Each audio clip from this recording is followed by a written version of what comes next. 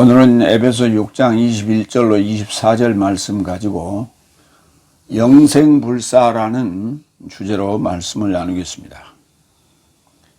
첫 번째 대지로 6장 21절로 22절, 주 안에서 신실한 봉사자 티키코스를 보낸 이유. 첫 번째 21절, 그래서 내 삶도 나를 따르는 삶을 알아보게 하려 하며 내가 무엇을 하는지 사랑스러운 형제요 주 안에서 신실한 봉사자 티키코스가 모든 삶을 내 삶에게 알게 할 것이다. 개역성경에는 두기고라고 되어 있죠. 정확한 헬라어 발음은 티키코스입니다. 에베소서는 옥중서시입니다. 에빌, 골빌, 디모데 후서가 옥중서시입니다. 바울로스가 로마 옥에서 쓴 편지다 해서 옥중서신이라고 부르는 것 중에 첫 번째 서신이 에베소서입니다. 이 에베소서는 뒤에 이제 마무리에 나오겠지만은 로마에서 에베소 교회에 보내진 편지입니다. 티키코스를 통해서 보내진 편지죠. 그런데 나를 따르는 삶을 알아보게 하려고, 그리고 내가 무엇을 하는지, 그러니까 파울로스의 현재 근황을 그 편지의 전반적인 내용이 흐르는 교리적인 표현, 그리고 뭔가를 설명하고자 하는 그런 고심한 흔적들을 통해서 파울로스의 근황을 지금 알리는 그런 상황이다, 이렇게 보시면 되겠습니다. 제가 지금 근 60일가량 효수식을 하고 얼굴이 좀 많이 헬쑥해졌는데 오늘부터 이제 보식을 지금 하는 중입니다. 그래서 이 사역을 원만하게 이제 마무리하기 위한 그런 제2의 도약의 준비 과정이다, 이렇게 여러분 생각하시고, 늙은 게 아닙니다.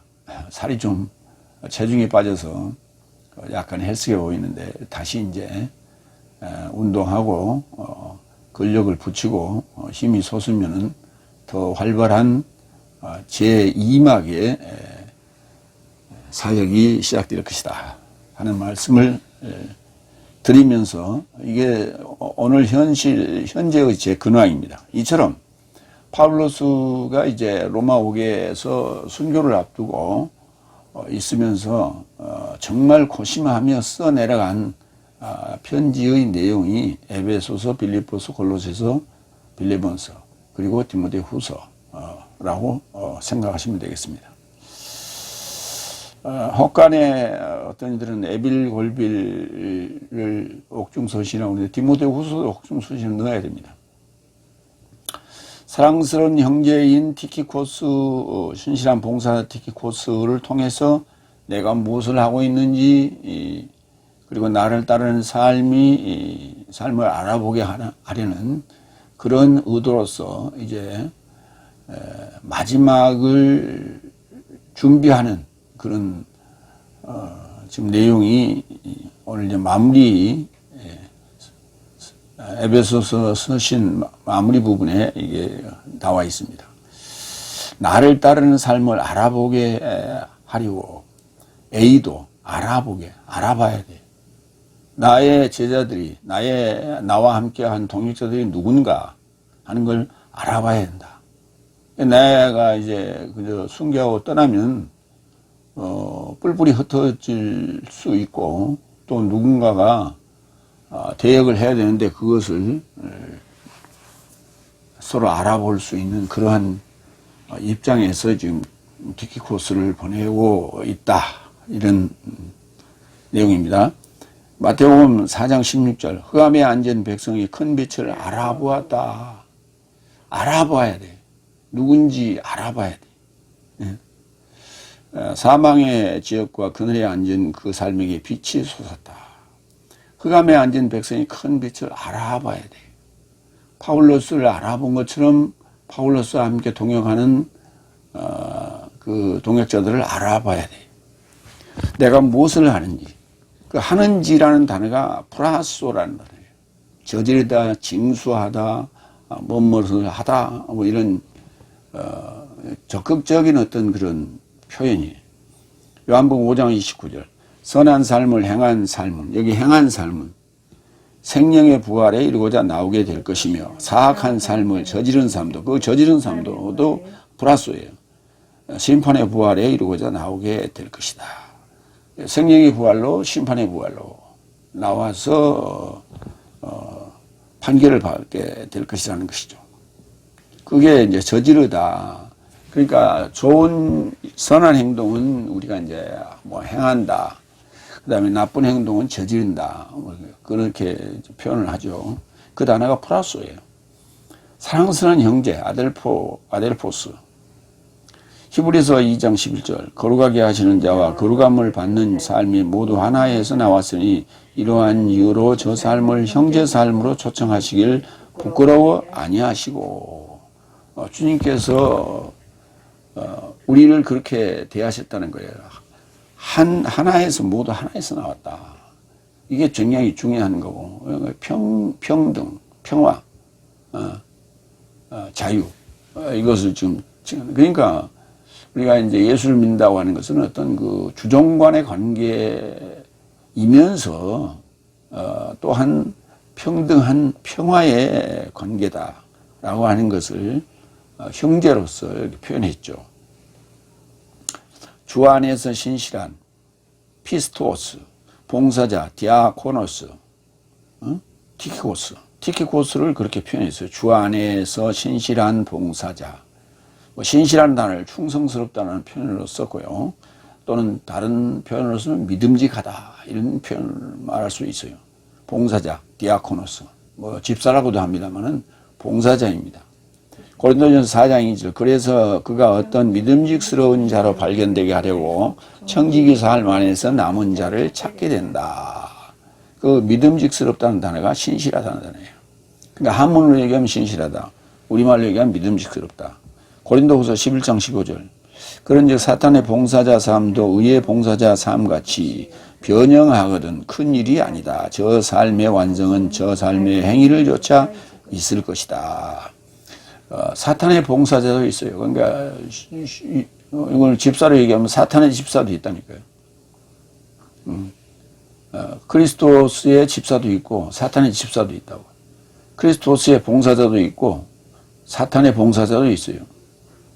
그러니까 우리가 이런 부분을 읽을 때 섬찟해야 되는 거예요. 내가 혹시 사탄의 봉사자가 아닌가 라고 하는 그런 의심을 해봐야 된다. 그러나 나는 하나님이 준 봉사직을 가지고 있다. 집사직을 가지고 있다. 다들 그렇게 생각하고 있죠. 뭐 이단이든 정통이든 다 그렇게 생각하고 있어요. 아무도 내가 정통이라고 하는 사람들도 이단들도 내가 사탄의 집사인가 아무도 생각하지 않는다는 거예요. 사도행전 20장 4절. 그리하여 베로이아인 필로스의 아들 소파트로스와 데살로니케의 삶 아리스타르고코스와 세쿤도스와 데르베인 가이오스와 티모테오스, 아시아인 티키코스와 트로이모스가 그와 함께 아시아까지 동행하였다. 아시아인 티키코스로 지금 명령하고 있어요. 두기고를 아시아인이라. 그러니까 소아시아를 지금 지칭하는 것이죠. 아시아인이다. 티모테우스도 아시아인이었죠. 예. 파울로스도 아시아인입니다. 같은 동양인들이었어요. 모든 삶을 네 삶에게 알게 할 것이다. 알게 하다라는 단어와 알다라는 단어는 좀 다릅니다. 그러니까 알게 할 것이다 라고 알게 하다는 단어는 근원이죠. 조가 어미에 붙어 있어요. 그래서 그 사역동사라고 합니다. 요한복음 15장 15절. 더 이상 네 삶을 종이라 말하지 않는다. 종은 그의 주인이 무엇을 행하는지 알아보지 못하는 것이기 때문이다. 그러나 나는 내 아버지께 들은 모든 삶을 네 삶에게 알게 하였기 때문에 나는 네 삶을 친구라 말한다. 내 아버지께서 들은 모든 삶을 네 삶에게 알게 하였기 때문에 알렸기 때문에 아니에요. 알렸다는 단어는 객관적인 거고요. 알게 했다는 단어는 적극적인 단어예요. 그래서 사역동사라고 하는 거예요. 그래서 어미에 조가 붙어 있는 그 동사들은 사역동사로 이해를 하시면 되겠습니다. 두 번째 22절 내 삶에 관하여 네 삶이 알리려고 그리고 내 삶의 마음 삶을 이루하려고 나는 이것을 그에 이루고자 네 삶을 향하여 저를 보냈다. 이 부분이 좀 해석하기가 좀 어렵습니다.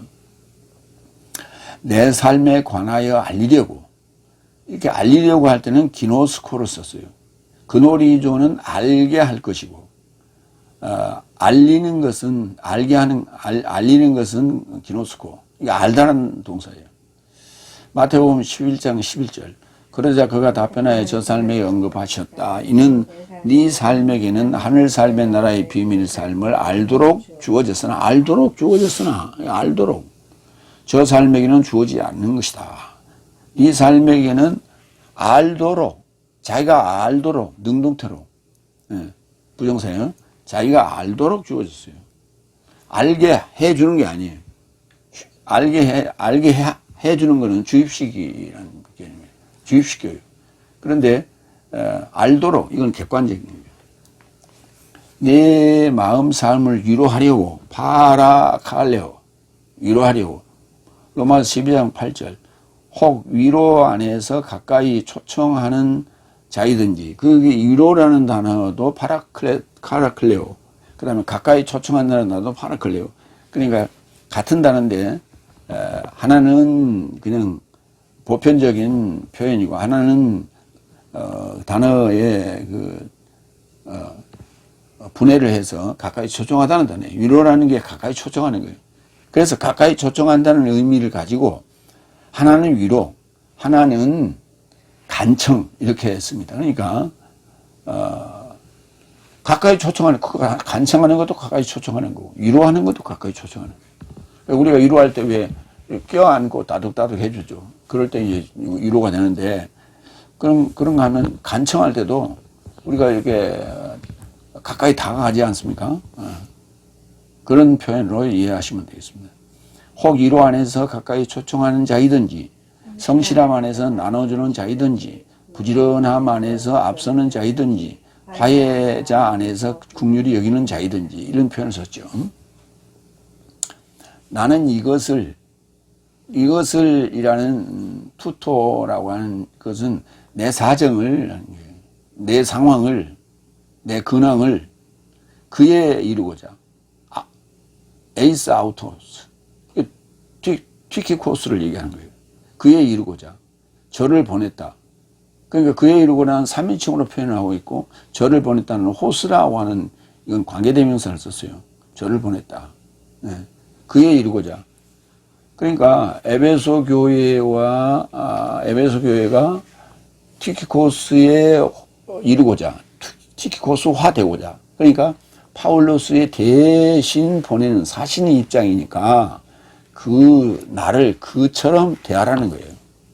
그런 의미로 나는 이것을 그에 이루고자 저를 보냈다. 이렇게 표현했습니다. 두 번째, 평화와 사랑과 은혜. 오늘 이제 영생불사라고 하는 그 주제의 내용도 요 안에 들어있습니다. 세 번째, 23절. 아버지 하나님과 주 예수 그리스도스로부터 평화와 믿음에 결합된 사랑이 형제 삶에게, 사랑이 형제 삶에게. 자, 아버지 하나님과 주 예수 그리스도스로부터 평화와 믿음에 결합된 사랑이 형제 삶에게. 아버지 하나님과 주 예수 그리스도 원조와 하나님 그리고 삼위일체 실체로 오신 예수 그리스도스로부터 완성되어 떨어져서 거기 너희들에게 다가간 그 티키코스가 바로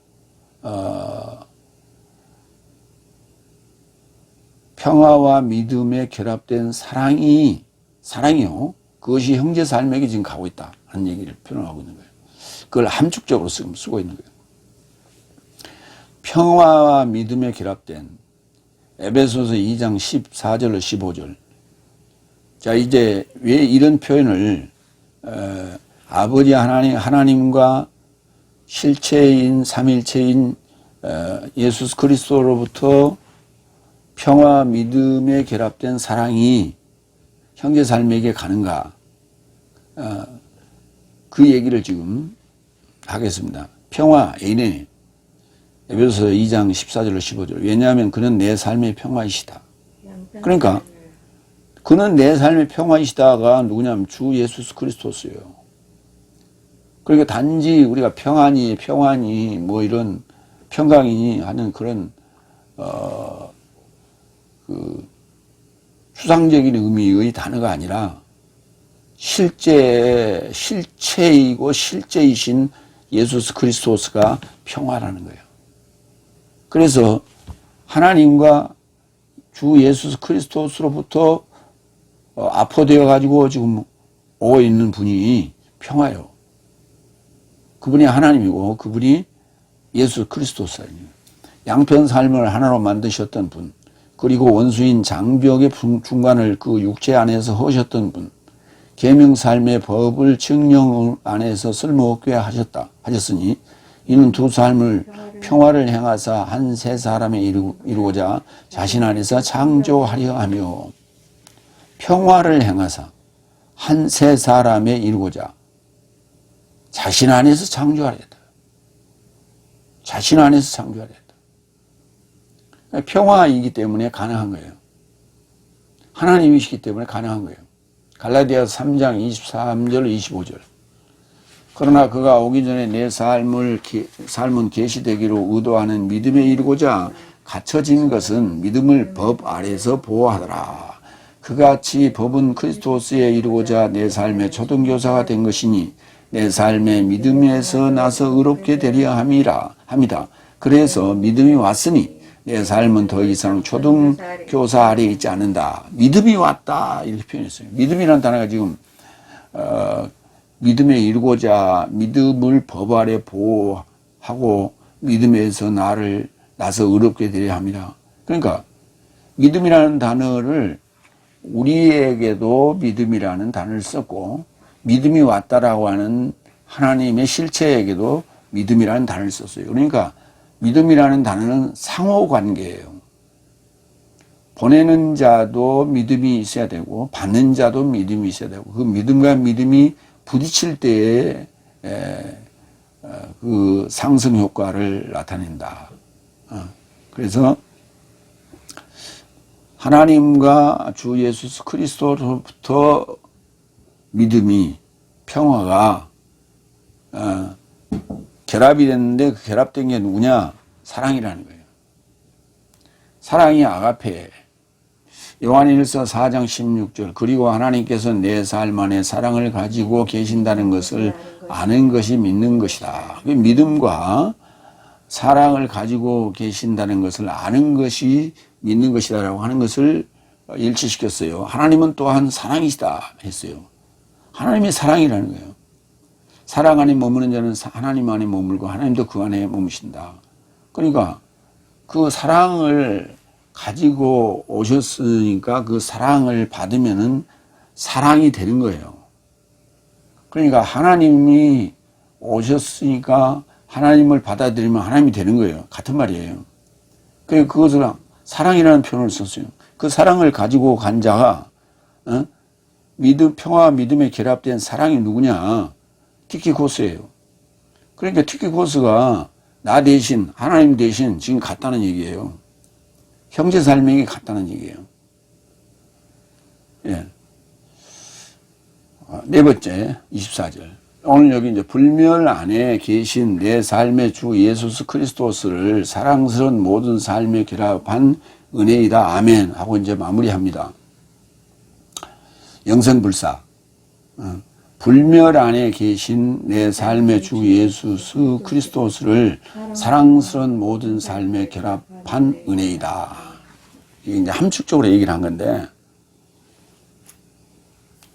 불멸 안에 계신 영생불사하신 내 삶의 주 그리스도스 예수 그리스도스를 사랑스러운 모든 삶에 결합한, 사랑스러운 모든 삶이 누구냐? 네 삶이고, 네 삶이에요. 형제 삶이에요. 그 에베소스의 형제 삶에 결합한 은혜다. 결합이 됐을 때의 은혜는 효과를 발휘하는 것이죠. 그렇지 아니하고 그 물 위에 기름처럼 개밥의 도토리처럼 은혜는 그렇게 있을 수가 없는 거예요. 찰싹 볼드처럼 달라붙어야 돼. 결합돼야 돼. 그래야 은혜가 되는 거예요. 자, 그러면 은혜는 뭐인가? 먼저 불멸 안에 계신 내 삶의 주 예수 그리스도스를 보겠습니다. 아프따르시아. 그러니까 파멸 앞에 부정접두사가 붙어서 불멸이 되는 거예요. 아프따르시아. 고린도전서 15장 50절로 53절. 형제의 삶이여 내가 이것을 단언한다. 혈과 육체는 하나님 나라를 상속함이 불가능하다. 썩은 것은 불멸을 상속하지도 못한다. 그렇죠. 썩은 것은 불멸을 상속할 수가 없죠. 보라, 나는 네 삶의 비밀을 말한다. 내 삶이 잠잘 것이 아니요 순간에서 눈 깜빡 안에서 최후 나팔 안에서 내 모든 삶이 달라지게 될 것이다. 왜냐하면 그가 나팔 불 것이니 죽음 삶도 썩지 않고 일으켜질 것이요 내 삶도 달라지게 될 것이다. 이 썩을 것이 불멸을 입음이 마땅하며 이 죽을 것이 불사를 입음이 마땅하다. 영생 불사 불멸. 영생 불사 불멸. 뭐 영생 불사 이렇게 얘기합니다. 줄여서. 그러니까 하나님은 영생불사 하시는 분이에요. 그런데 보이지 않는 하나님을 그렇게 표현하기는 곤란하잖아요. 그러니까 실체로 오셔서 우리와 같이 사시다가 십자가에 죽으시고 다시 부활하셨어요. 영생불사, 불멸 하시는 분이에요. 라고 하는 것을 우리에게 보여주셨다라고 하는 얘기입니다. 그 안에 계신 내 삶의 주 예수 그리스도스를 사랑스러운 모든 삶에 결합한 은혜다. 그분이 통치하시는 것이다 라는 거예요. 사랑스러운, 아가파오, 사랑하다는 단어예요. 사랑스러운 분사로 쓰니까 이제 사랑스러운이라는 표현을 썼고, 모든 삶에 결합한 은혜, 카리스이다. 에베소 1장 5절 6절. 그의 뜻에 좋은 생각을 따라 그리스도스 예수스로 인하여 내 삶을 그에 이루고자 아들 명분에 이루고자 예정하셨으니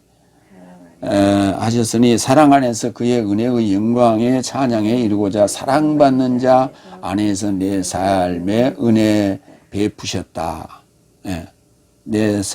자 안에서 내 삶을 은혜 베푸셨다. 그러니까 사랑스러운 자 또는 사랑받는 자. 그러니까 사랑스러운 자는 이제 분사 형태로서 형용사 의미고, 사랑받는 자 이것도 분사 형태인데 수동태로 썼어요. 그러니까 사랑스러운 자나 사랑받는 자나 내 삶의 은혜에 결합되어 있다 이렇게 볼 수 있는 거예요. 자, 그 사랑스러운 모든 삶에 결합되어 있다. 사랑스러운 모든 삶에 결합되어 있다. 불멸불사 주 예수 그리스도스가 그렇게 결합되어 있다. 그것이 은혜다. 그 은혜가 그럼 뭐냐? 로마서 5장 21절.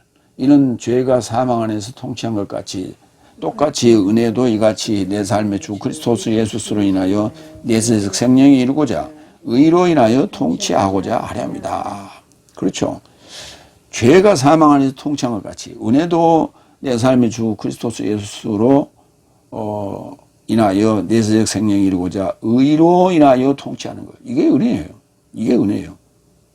그러니까 은혜라고 하는 것은 결합이 안 되면, 메타가 안 되면 은혜가 안 되는 거예요. 무슨 설교 듣고 감동받아가지고, 그래갖고, 아이고, 은혜 많이 받았습니다. 그런 거 아니에요. 그런 게 아니에요. 그냥, 정말, 우리가 이제, 내적 능력이라고 하는 것을 내공이라고 했는데, 정말 안에서 우러나는 어떤 그런 강렬한 어떤 감격, 감동, 기쁨, 사랑, 이런 것들이, 바로 카리스 은혜예요. 그러니까, 영생불사 불멸의 예수 그리스도스와 결합된 것이 은혜예요. 그렇게 결합됐다는 얘기는 그의 통치를 받고 있다는 얘기죠. 그럼 결국은 이제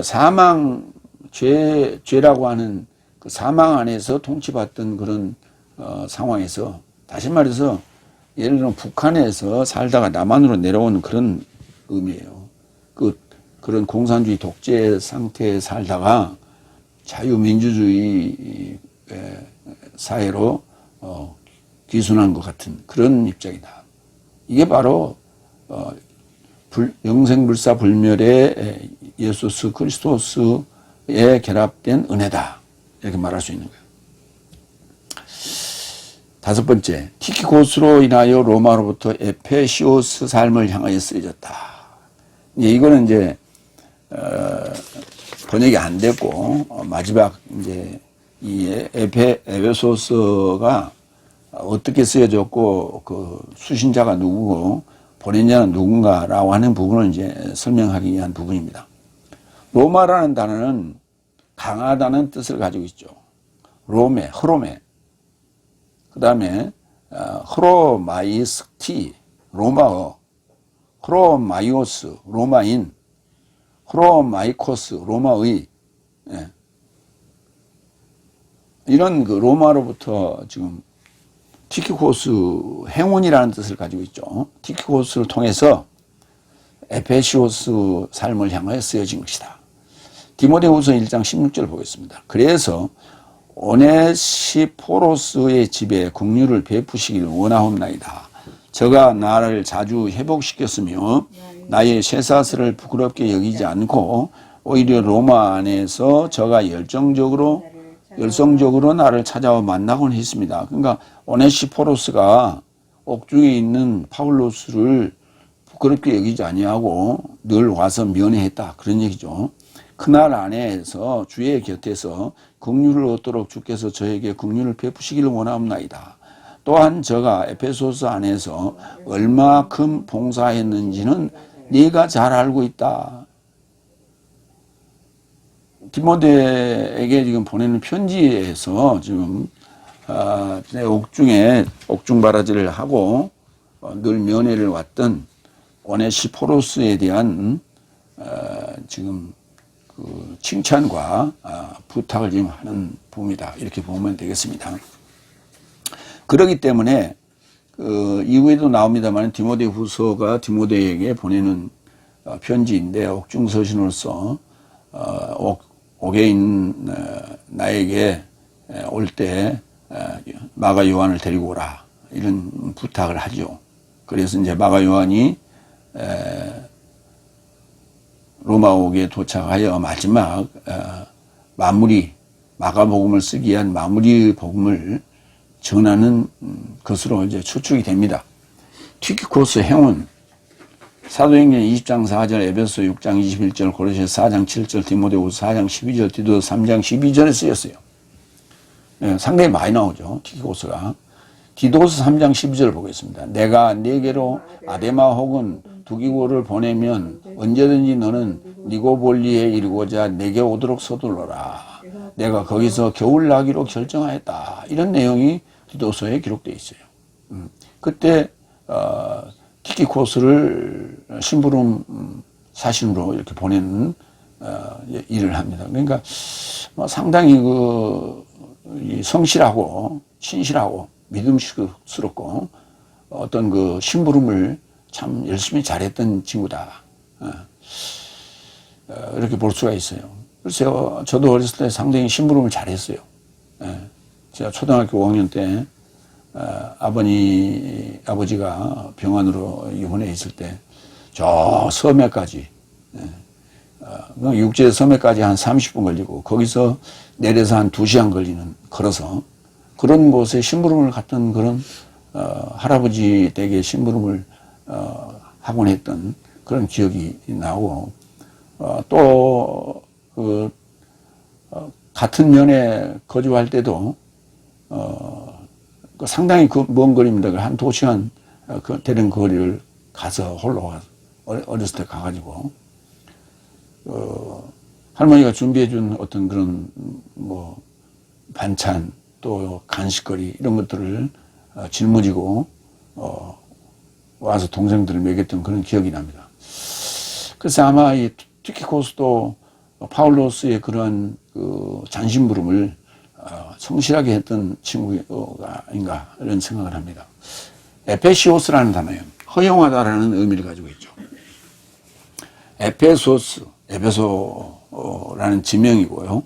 에페시노스, 에페소의 그 계시록에 쓰였던 단어이고요. 에페시오스, 에베소인 이런 의미로서 사용됩니다. 동의어들입니다. 에베소는 소아시아의 항구 도시로서 이오니아의 수도이며 카이스터 강의 평원에 위치해 있었다. 에베소는 시리아의 안디옥과 이집트의 알렉산드리아와 함께 지중해 동쪽 세 개의 큰 도시 중 하나로 아시아의 로마 식민지 중심지이다. 브리스길라와 아굴라와 아볼로, 에라스도와 특히 사도 요한과 장로 요한이 에베소의 초대 교회와 관련이 있다. 사도시대의 소아시아의 교회들 중에서 에베소 교회가 처음으로 세워진 교회다. 그렇기 때문에 아주 거점 교회로서 소아시아와 그 다음에 그 고린도 교회와의 그 아주 긴밀한 전진기지로서 에베소 교회가 큰 역할을 했다.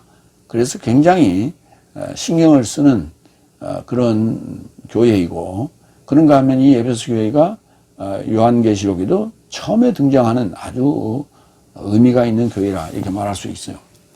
에베소를 언급한 에베소서는 에베소서 1장 1절과 2절, 그리고 오늘 이제 마지막에 그 로마로부터 티키코스를 통해서 에베소 교회에 보내진 편지다. 여기에 이제 딱 2번 나와요. 에베소 1장 1절로 2절. 하나님의 뜻으로 인하여 그리스도스 예수스의 사도 파울로스는 에베소스 안에 있는 거룩한 삶과 그리스도스 예수스 안에 신실한 삶인 내 삶에게 내 삶의 아버지 하나님과 그리스도스 예수 주로부터 은혜와 평화다. 은혜와 평화에 대해서 강조하고 있는 이 책이다. 계시록 1장 11절을 보겠습니다. 말씀하신 나는 알파와 오메가요 첫째와 최후이며 그러므로 너는 보는 것을 증서에 이르고자 기록하고 아시아 안에 있는 에페소스에 이르고자 그리고 스미르나에 이르고자 그리고 페르가모스에 이르고자 그리고 띠아테이라에 이르고자 그리고 사르데이아에 이르고자 그리고 필라델피아에 이르고자 라오디가에 이르고자 7교회 삶에게 보내라. 이때 7교회를 언급하는데 첫 번째 교회가 에베소스 교회입니다. 이때 쓰인 단어가 에페시노스라는 단어예요. 계시록 2장 1절로 7절. 너는 에페소스 교회 안에 있는 교회의 사자에게 기록하라. 그의 오른손 안에 7별을 붙잡으시니가 7 금초대 삶의 중심 안에 활보하시느니가 이 삶을 말씀하신다. 나는 내 행위 삶과 너의 수고와 너의 인내와 악한 삶을 짊어짐이 가능하지 않다는 것을 알아보았고 너는 스스로 사도 삶이라 주장하는 삶도 아니라 시험하였고 너는 저 삶이 거짓된 삶인 것을 발견하였고 너는 나의 이름을 인하여 짊어지고 인내를 가지고 수고하고 지치지 않았다. 그럴지라도 나는 너의 과실을 갖고 있으니 이는 너의 첫째 사랑을 놓아주었다. 그런즉 네가 어디서 떨어졌는지 기억하고 회개하고 첫째 행의 삶을 행하라. 그렇지 않으면 내가 너에게 속히 온다. 그리고 만약 회개하지 않으면 너의 촛대를 그녀의 자리에서 옮길 것이다. 그럴지라도 너는 이것을 가지고 있으니 이는 네가 니콜라이테스의 행위 삶을 미워한다는 것을 나도 저 삶을 미워한다. 귀를 가진 자는 그 영이 교회 삶에게 무엇을 말씀하시는지 들으라. 이기는 그에게 나는 하나님의 낙원의 중심 안에 있는 생명나무에서 나온 것으로 먹도록 줄 것이다. 그러니까 여기에 이제 칭찬과 그 다음에 그 책망과 그 다음에 위로와 그 다음에 회개를 촉구하는 그리고 상급을 촉구하는 그런 내용들이 에베소 교회에 담겨 있습니다. 그러니까 애증이 가득한 그런 교회가 바로 에베소 교회다. 이런 말씀을 나누겠습니다. 마무리하겠습니다. 소아시아의 항구 도시에 세워진 고린도와 마게도냐를 잇는 중요한 복음 전도의 거점으로서의 역할을 했으며 요한계시록 7교회의 시작을 여는 의미로도 사용되었다. 주요한 교리적인 내용을 담고 있으며 내용이 상당히 무겁고 어려운 당시 옥중 파울로스의 마지막 고심이 곳곳에 절절히 담겨있는 중요한 교리적 서신이다. 이렇게 정의할 수 있겠습니다. 이로써 오늘로서 에베소서 강의 설교를 마치도록 하겠습니다. 아멘. 기도하겠습니다.